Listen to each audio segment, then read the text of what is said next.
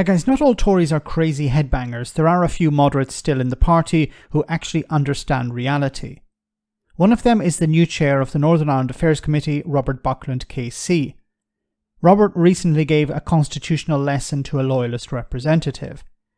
Anyway, Buckland was asked if he was clear that any changes to the European Convention on Human Rights would impact the Good Friday Agreement. Now, this follows growing calls within the Conservative Party for the UK government to disapply the convention and leave the Council of Europe. Buckland did some straight talking here. There are some Tory MPs who think the government should abandon or reform the European Convention on Human Rights. It's been pointed out many times that that treaty underpins the Good Friday Agreement.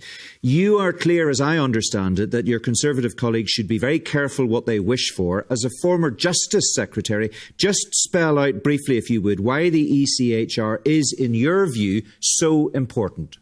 Well, as a former Lord Chancellor and Justice Secretary, the ECHR underpins the very fabric of the Good Friday Belfast Agreement. To ignore that reality in the context of a debate about migration would be to threaten and endanger the Good Friday Belfast process and once again undermine the position of Northern Ireland within the United Kingdom. I think it would be a foolish and rash move, an overreaction to admit a serious issue relating to migration, but the wrong step and a very unconservative step for colleagues to take, bearing in mind it was Conservative lawyers and politicians who helped draft the convention back in those years after the war.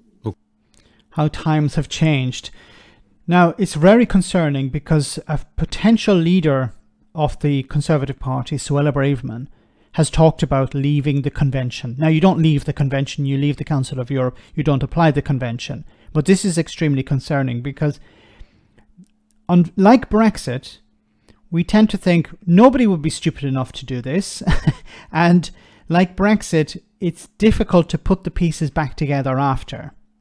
So when it comes to the convention, there are people within the Conservative Party who are putting pressure on the government to leave the convention. Let's just use the term leave because that's what they're saying. To leave the convention, to stop the boats, or to send people to Rwanda. You know, it's a case of throwing the baby out with the bathwater because, of course, you'd be taking away rights that British people have. Now, how is this related to the Good Friday Agreement? Robert Buckland doesn't really go into it, but it's part of the Human Rights Act. So back in 1998, as part of the Good Friday Agreement, in order to ensure that people's rights in Northern Ireland were protected, the UK government put in place the Human Rights Act 1998. And it covers things like the right to life, freedom from torture and degrading treatment, freedom from slavery and forced labour, right to liberty, right to a fair trial.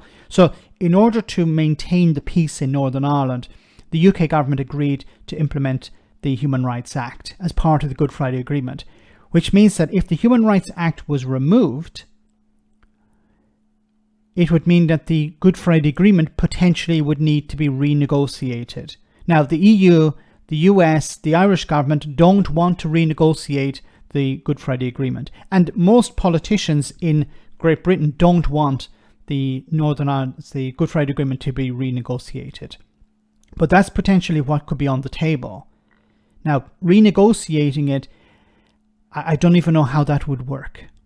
Because you've had 25 years of peace. The Good Friday Agreement is not perfect.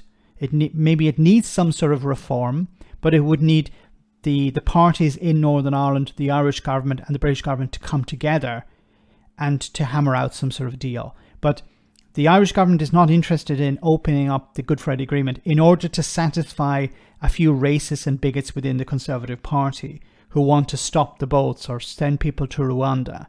And of course, disapplying the European Convention on Human Rights does not send people to Rwanda. The problems at the moment is that the Supreme Court has said that Rwanda is not a safe country. It's not safe to send people there.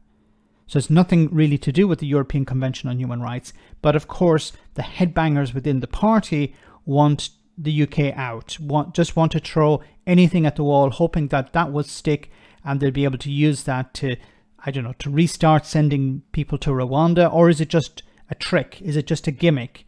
Let's present something to voters as a solution when we know it's not. But as I said, it's a bit like Brexit in the sense that We don't honestly think people would be stupid enough to do this, and then they do it. Let me know in the comment section, guys, what you think. As always, your comments are greatly appreciated. Thanks a lot.